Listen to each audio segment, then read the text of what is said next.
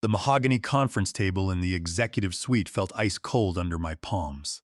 Across from me sat Bradley Croft, the newly appointed vice president of M&A integration, his face flushed red with unearned authority. He slammed a single-page document in front of me, tapping a gold pen against the glass. "You sign this amendment, transferring the license for the valuation core today, Vance, or you leave this building with security guiding you out. You have 10 minutes to decide if you want to ruin your career."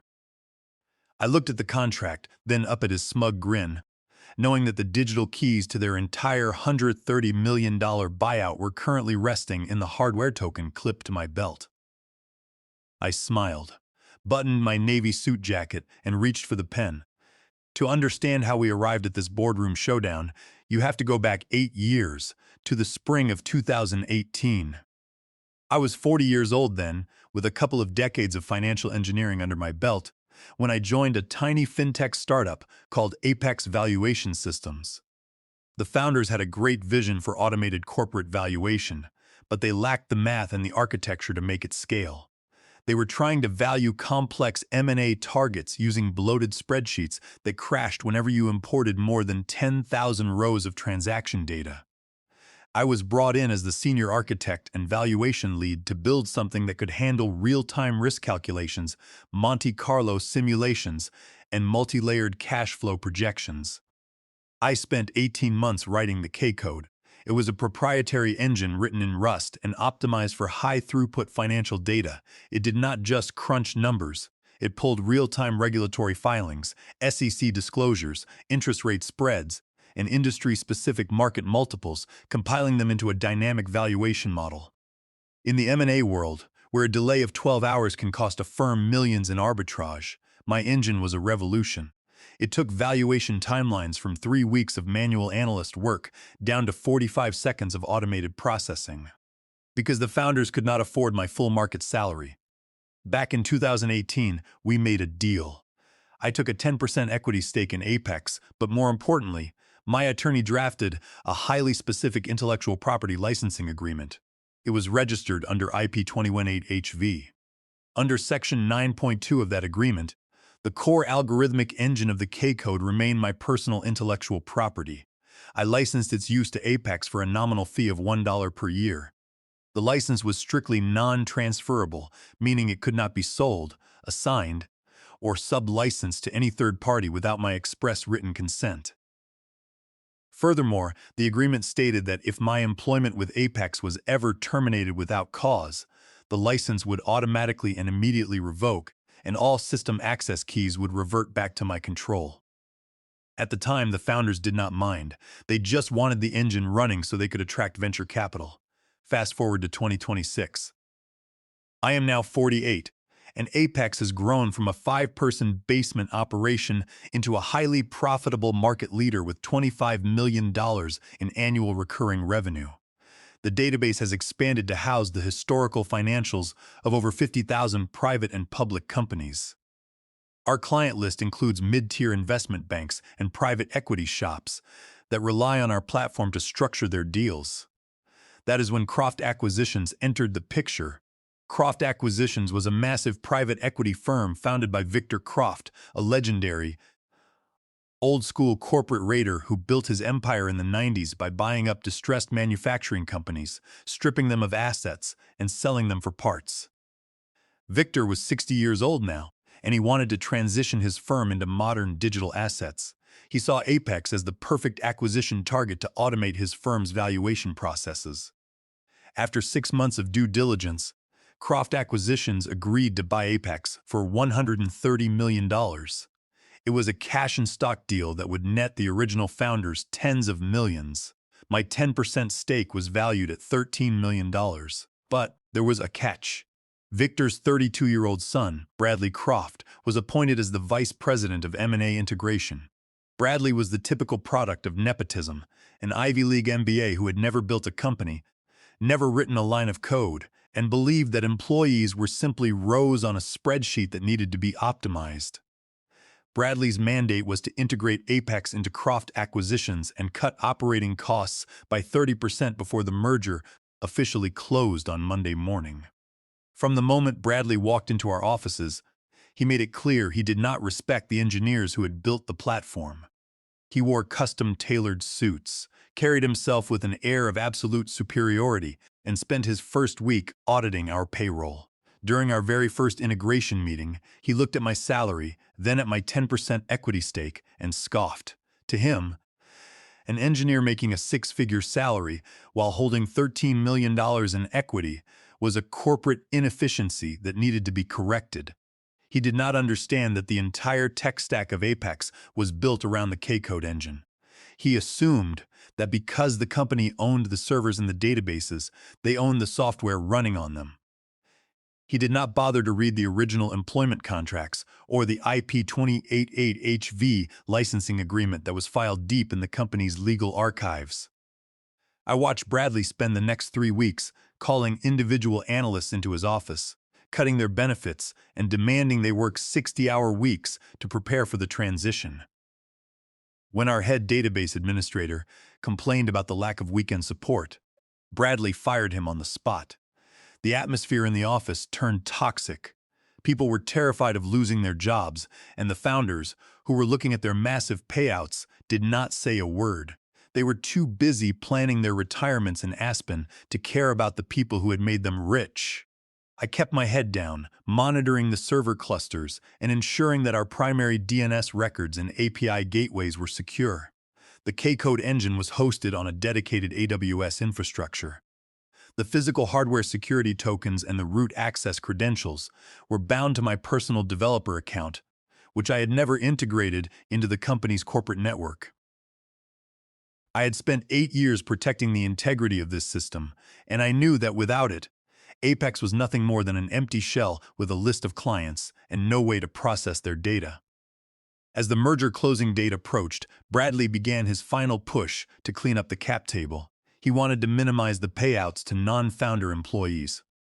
On a rainy Friday afternoon, just 72 hours before the final documents were scheduled to be signed by the board, my phone rang. It was Bradley's secretary, asking me to come up to the executive suite for a brief meeting regarding my equity allocation. I knew exactly what was coming. I stood up from my desk, grabbed my coat, and made sure my hardware token was securely clipped to my belt. I walked toward the elevator, ready for whatever game the billionaire's son wanted to play. When I walked into the executive suite, Bradley was not alone. Sitting to his right was Clara Henderson, the head of human resources, who looked incredibly uncomfortable, keeping her eyes fixed on her tablet. Bradley was leaning back in his leather chair, tossing a gold pen in the air. He did not invite me to sit. He simply pointed at the mahogany conference table, where a thin 3-page document lay. "Vance, sit down," Bradley said, his voice dripping with casual authority. "We need to clean up some administrative details before the merger goes live on Monday." The legal team in New York was reviewing the IP portfolio, and they noticed a minor formatting issue with your original employment contract. "We need you to sign this amendment." I sat down, pulled the document toward me, and read it. It was titled, Intellectual Property Assignment and Stock Option Amendment. I did not need a law degree to see what they were trying to do. The document was a complete surrender of my rights. It stated that I, Howard Vance, would transfer all proprietary interests, copyright, and licensing rights of the K-code valuation engine and all its subroutines to Croft Acquisitions. In exchange, the company would grant me a one-time performance bonus of $130,000, taxable upon the closing of the merger.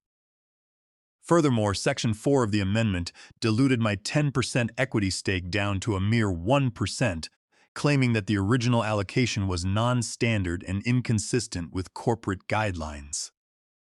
I let out a soft breath and looked up at Bradley. "This isn't a formatting issue, Bradley.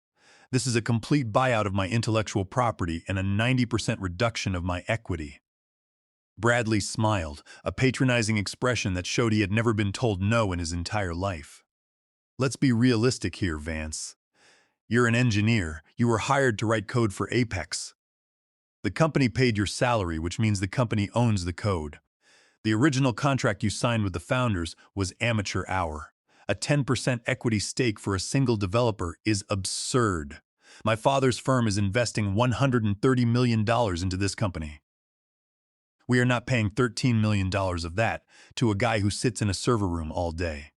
The original founders couldn't pay my market rate in 2018, I replied calmly. They agreed to the equity and the licensing agreement because my engine was the only reason Apex could secure its first round of funding. The K-code is registered under a personal licensing agreement, IP21EHV. It belongs to me. Apex only has a non-transferable license to use it. Bradley laughed, shaking his head. Vance, do you honestly think that little piece of paper is going to stop a $130 million acquisition? We have a team of 30 corporate lawyers in Manhattan who eat contracts like yours for breakfast. We've already cloned the repository. We have the source code. Your engine is running on our cloud servers right now. We don't need your permission. We are offering you $130,000 as a courtesy so you can keep your job as a maintenance manager after the merger. If you sign, you stay.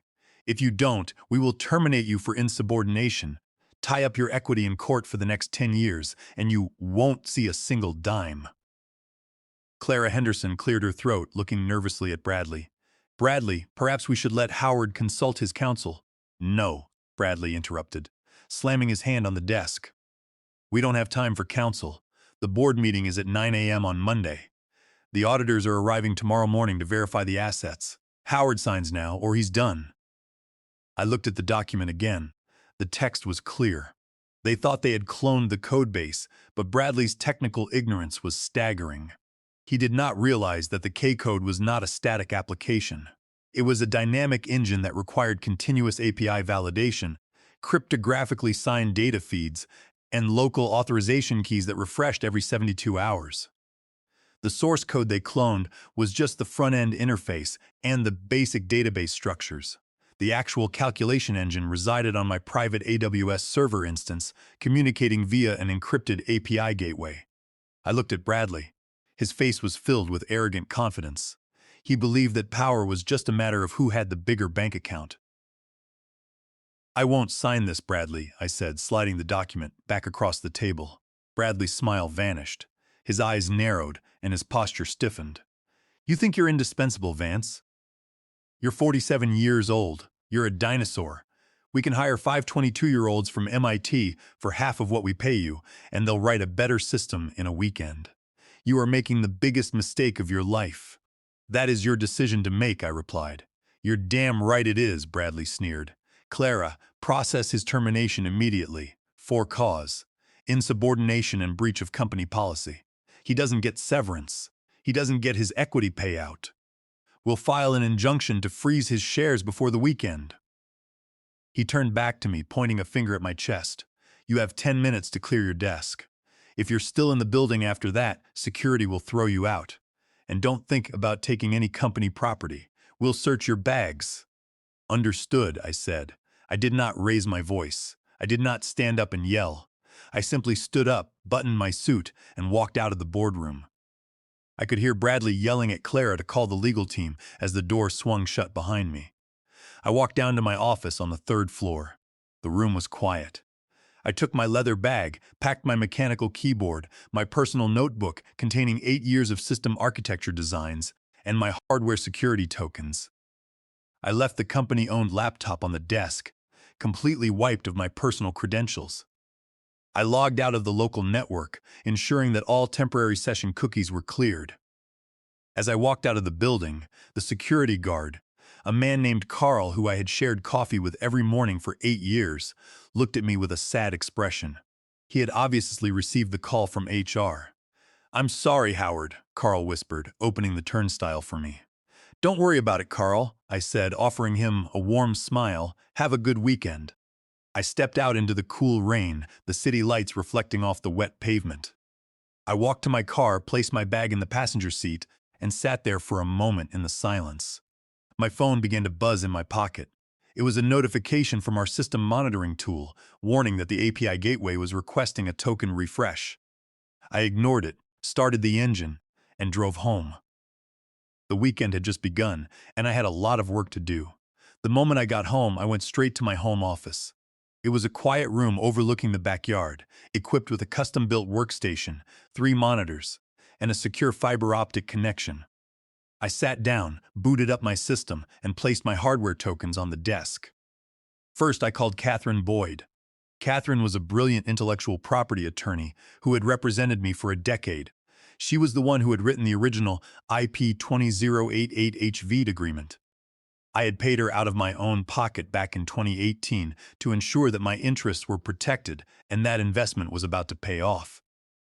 I explained the situation to Catherine, detailing the meeting with Bradley, the threat to dilute my equity, and my immediate termination for insubordination. Catherine let out a dry laugh over the phone. They actually terminated you for refusing to sign an amendment that dilutes your shares and gives away your IP, and they called it insubordination? Howard, this is a gift. Under Delaware corporate law, refusing to sign a voluntary contract amendment that alters your pre-existing ownership rights cannot be classified as cause. That means, for all legal purposes, you were terminated without cause. Which triggers Section 9.2, I said. Exactly, Catherine confirmed. Section 9.2 states that upon termination of your employment without cause, the license for the K-Code engine is immediately revoked. I will draft the formal notice of revocation and copyright infringement. I'll send it via certified mail and email to the General Counsel of both Apex and Croft Acquisitions. I'll also copy the Board of Directors. They will receive it by Saturday morning. By law, they have zero rights to use, run, or host the K-Code engine starting the second you were fired. What about the source code they cloned? I asked. If they run that cloned code, they are committing willful copyright infringement, Catherine replied. And since the merger has not closed yet, they are misrepresenting their assets to their lenders and auditors. That is a federal issue. I'll have the cease and desist letter ready in an hour. After hanging up with Catherine, I turned to my monitors to handle the technical side of the revocation. Bradley believed that because they had cloned the code base, they had the keys to the castle. But he did not understand how modern cloud infrastructure works. The K-Code engine did not run as a monolithic application on Apex's local servers. It was built as a decentralized microservice architecture. The databases at Apex held raw corporate financial data, but that data was encrypted at the column level. To decrypt and process the data, the Apex front-end had to make API calls to a core engine hosted on my private AWS infrastructure. Every 72 hours, the system required a mutual TLS handshake and a cryptographically signed token to keep the connection open. The private keys for these handshakes were stored in a secure hardware security module that was linked to my physical token. I opened my terminal and logged into my private AWS console. I did not delete the code. I did not sabotage their databases. That would be illegal, and I wanted to keep my hands completely clean. Instead, I simply executed my rights as the sole owner of the intellectual property. I navigated to the API gateway settings. With a few keystrokes, I revoked the OAuth 2.0 client credentials that Apex's servers used to access the K-Code calculation engine. Next, I went to my domain registrar and changed the DNS delegation for the core calculation API. Instead of routing requests to the production API gateway, I pointed the domain to a static page hosted on a private server that displayed a simple message: HTTP 403 forbidden, license terminated by licensor. Finally, I disabled the automated decryption key rotation service. Without the daily handshake from the K-Code engine, the local database keys at Apex would fail to rotate. Within 12 hours, their databases would lock up, unable to decrypt any historical financial records or process new inputs. I leaned back in my chair and watched the live terminal logs. For the first few hours, nothing happened. The system was running on cash tokens. But at midnight on Saturday, the scheduled weekly batch valuation runs began.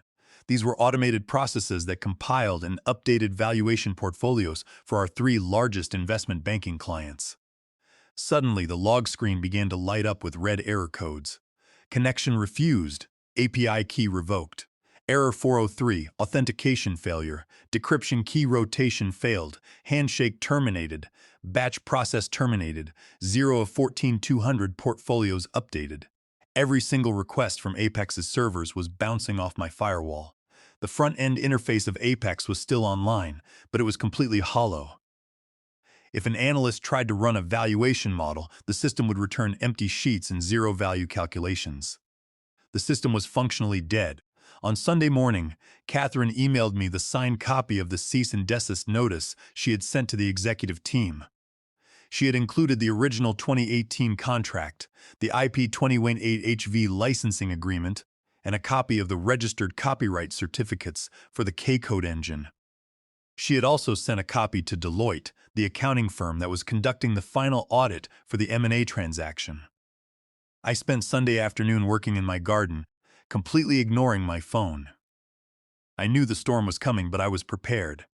The legal and technical gears had been set in motion, and there was nothing Bradley Croft could do to stop them.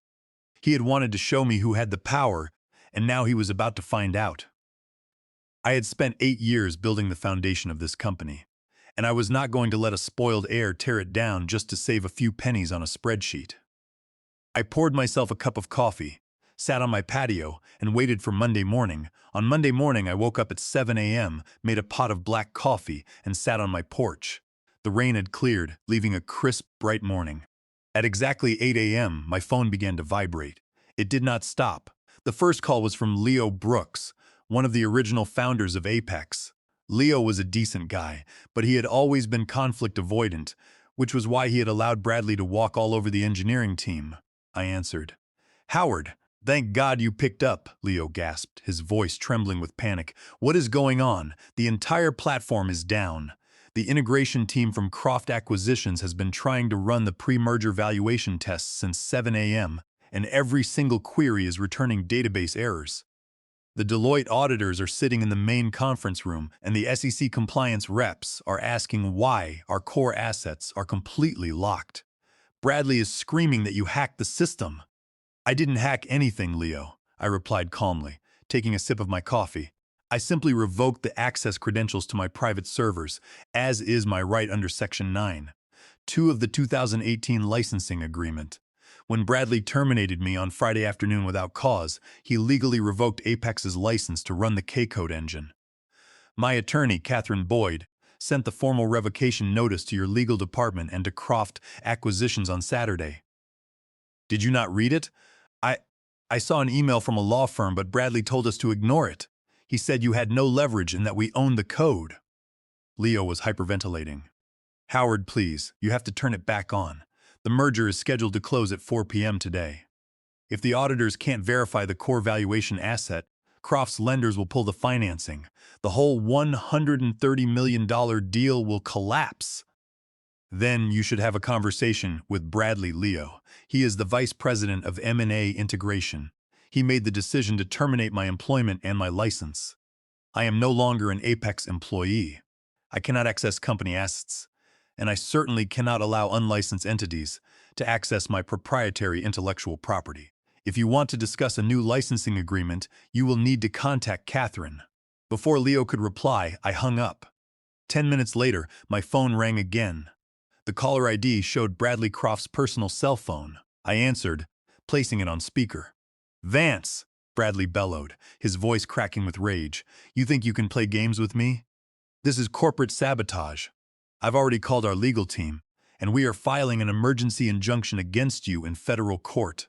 We are going to sue you for everything you own, and I'll make sure the FBI locks you up for violating the Computer Fraud and Abuse Act." "Good morning, Bradley," I said, my voice steady and cool. "Before you call the FBI, you might want to consult your general counsel. I did not access or disrupt any of Apex's servers. Your local databases and front-end code are completely untouched. I simply disabled the API endpoints on my own private AWS servers, which host my personal intellectual property. You terminated my employment, which automatically terminated the license under the IP28HV agreement. You have no legal right to access my servers, and if your IT team attempts to bypass my security gates, that would actually be a violation of the Computer Fraud and Abuse Act. We cloned your repository, Vance. We have the source code. We'll just host it ourselves," Bradley screamed. "You cloned the front-end user interface and the basic SQL database schemas," I explained patiently. "The core valuation matrix, the risk calculation models, and the dynamic data decryption keys reside on my servers. Even if your engineers spend the next 6 months trying to reverse engineer the database, They cannot decrypt a single row of client data without the active cryptographic handshakes from my engine. And if you attempt to run any portion of the K code without a license, my attorney will file for an immediate federal injunction to halt the merger on the grounds of active copyright infringement. I don't think your lenders will appreciate that. There was a long, heavy silence on the line.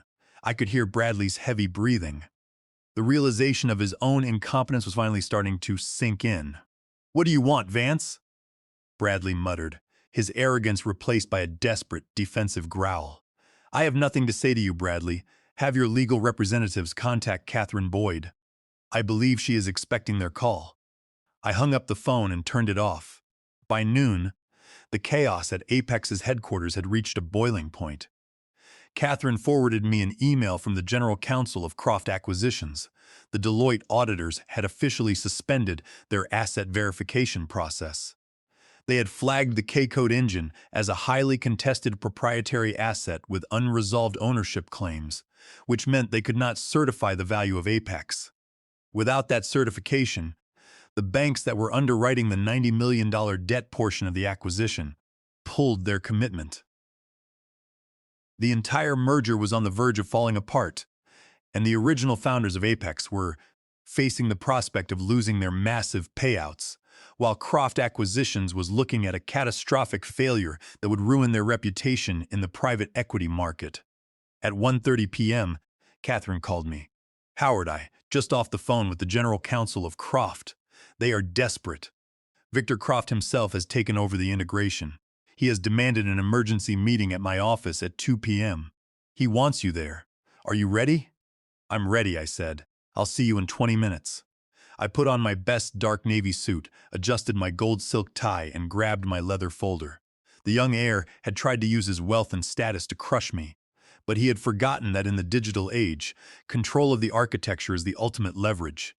I walked out to my car, feeling a deep, quiet satisfaction. The board meeting was supposed to be a coronation for Bradley Croft. Instead, it was going to be a lesson in corporate reality.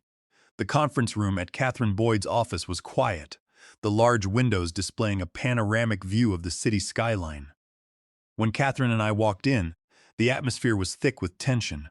Sitting on one side of the glass table was Victor Croft, the founder of Croft Acquisitions.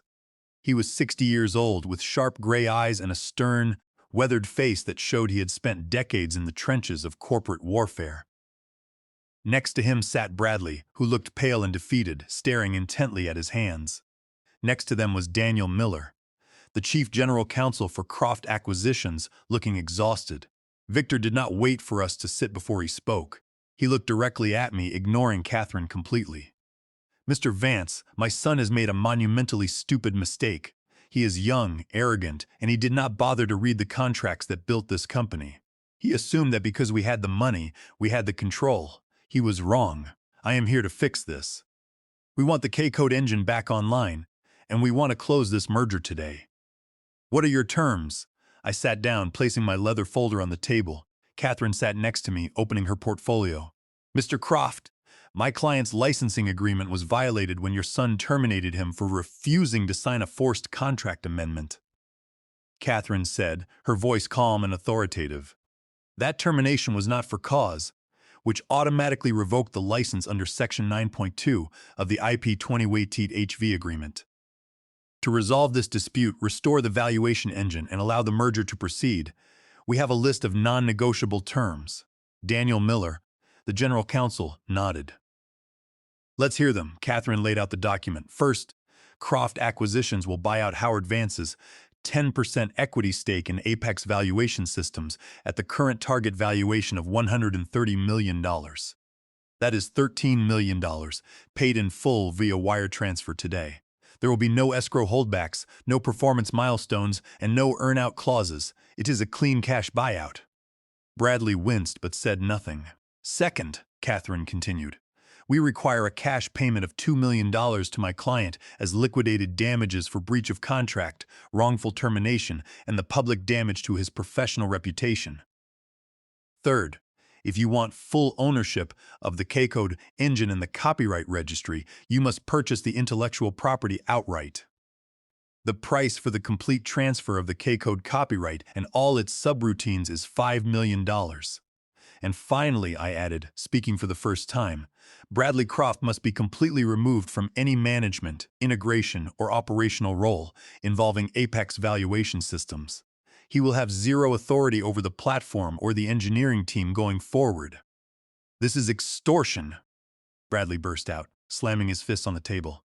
Father, that's $20 million. We can't let him do this. Our team can bypass his server. We just need a few days. Shut up, Bradley, Victor said, his voice quiet but incredibly cold. Bradley froze, his face turning red. He slowly lowered his head, completely silenced. Victor turned back to me. His eyes were calculating, measuring the cost. $20 million is a steep price for a single developer, Mr. Vance. It represents a significant premium on our initial budget.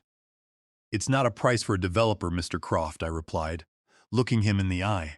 It's the price of the engine that runs your $130 million acquisition.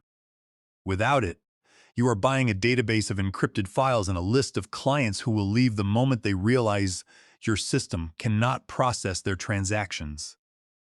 You are paying for the foundation of your new digital asset division. If you don't want to pay it, we can walk out of this room, and my lawyer will file a copyright infringement injunction in federal court by 3 p.m.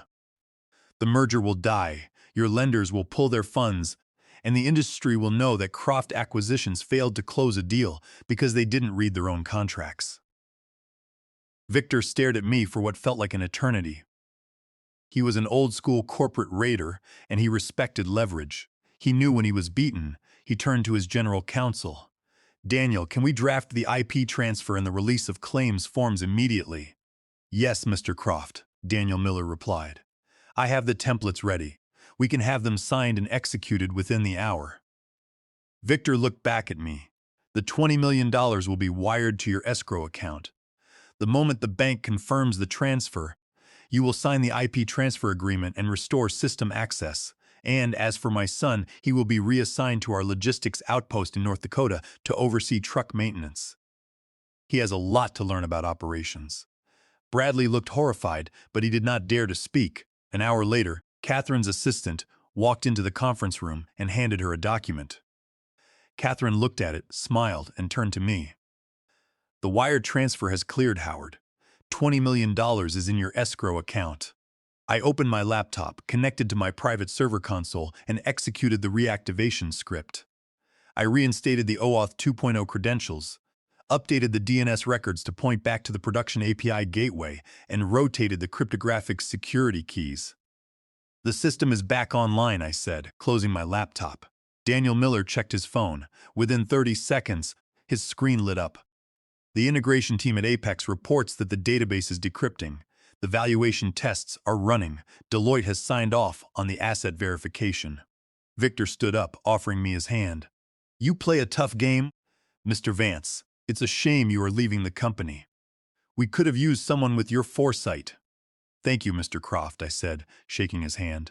But I think I've had enough of corporate life. I walked out of the office building and stepped into the warm afternoon sun. The rain had completely stopped, and the sky was a brilliant blue. I walked to my car, feeling a profound sense of freedom. The next morning, I read the financial news. The merger between Croft Acquisitions and Apex Valuation Systems had closed successfully for $130 million. The press release praised Bradley Croft for his role in facilitating the transition, though he was noticeably absent from the closing photos. I looked at my bank account, the balance displaying a life-changing $20 million. At 48 years old, I was completely financially independent. I had protected the code I spent years building, and I had stood up to the corporate bullies who thought they could take whatever they wanted. I planned to take the next 6 months off, traveling and spending time with my family. After that, I would open my own boutique M&A software advisory firm, helping startup founders and engineers protect their intellectual property from predatory buyers. The corporate suite thought they owned the world. But they forgot that the world runs on code, and the people who write that code are the ones who hold the ultimate key. I started my car, turned on the radio, and drove toward the highway, ready for the next chapter of my life.